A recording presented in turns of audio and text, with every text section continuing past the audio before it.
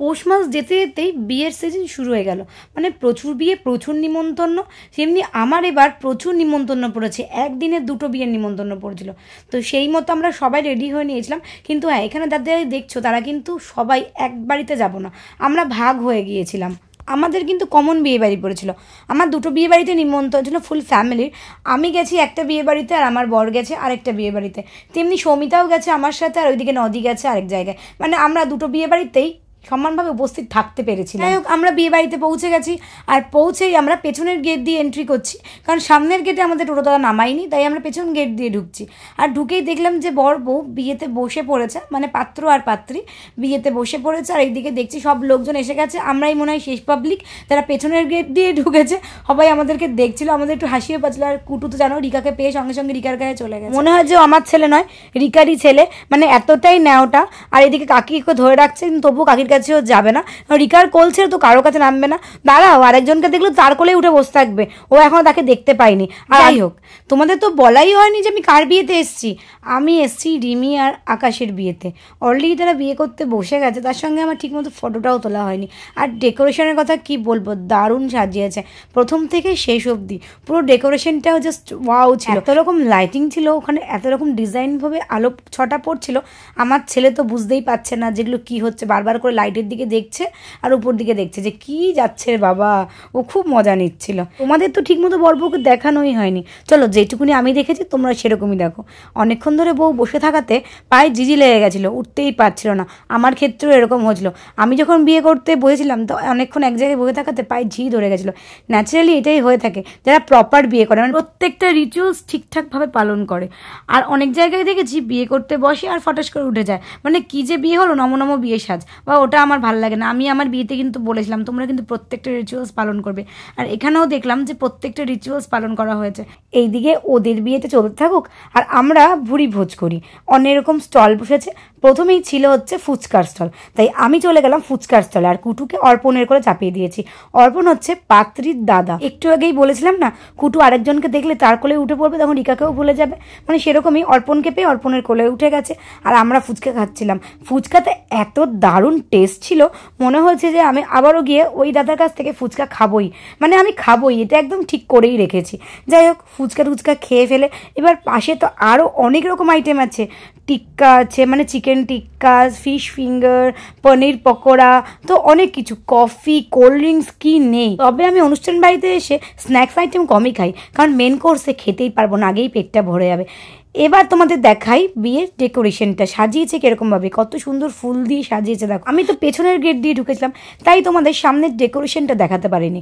পরে গিয়ে আমি এই ডেকোরেশনের ছবিটা তুলেছি, মানে ভিডিওটা করেছি। কত সুন্দর করেছে দেখো, আমার তো খুব ভালো লেগেছে। প্যান্ডেলটা ডেকোরেশনটা খালি মাটির উপর করা হয়েছে দেখে এতটা সুন্দর করা গেছে। তবে এখন তো মানুষ হল বুক করে নেয়, ওখানে এতটা স্পেসই পাওয়া যায় না, তবে এটাই বেস্ট। আমার সঙ্গে দেখা হচ্ছিল, এই যে এনাদের সঙ্গে দেখা গেল, এনারা আমার ভিডিও দেখে, আমার বেশ ভালো লাগে যে এরকম আমি কোথাও না কোথাও গেলে কয়েকজন ফলোয়ার্স পেয়েই যাই। মানে তার বোনের বিয়েতে তো সেখানে এসে দুজনের সঙ্গে দেখা হয়ে গেল, বেশ ভালো লাগছে। রিলেটিভ হতে যাচ্ছি আমরা। হ্যাঁ হ্যাঁ হ্যাঁ, অবশ্যই রিলেটিভ হচ্ছে, পাত্রের মাসি আর মামি। বোঝা যাচ্ছে না, মাসি মামি দেখে মনে হচ্ছে না। জানে আমি ও জানি, আমাকে তো ধরতেও দেয়। চলো মা বলছি অর্পণ, হ্যাঁ অর্পণই বলে ও।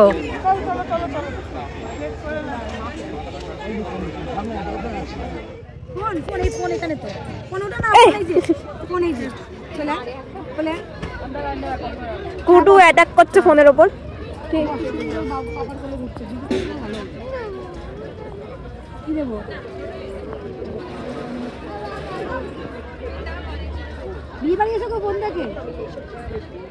অনেক তো কথা হলো, এবার চলো খাবারের দিকে কনসেন্ট্রেট করা যায়।